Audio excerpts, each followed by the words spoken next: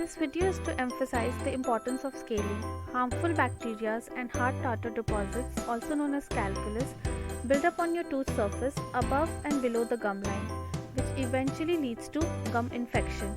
Usually, these deposits accumulate in the areas which are usually inaccessible to regular brushing, flossing, or even regular dental cleaning. Over the time, this disease progresses, causing bleeding gums, red and swollen gums, bad breath, receding gums, and bone. At this point, your dentist will recommend you to undergo scaling and root planing. Scaling and root planing removes the hard calculus above and below the gum line and is usually performed with a hand scaler or an ultrasonic scaler.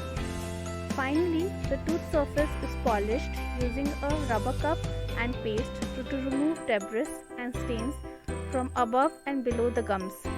With the calculus gone, the irritating factors will be removed and the tissue will get back to health.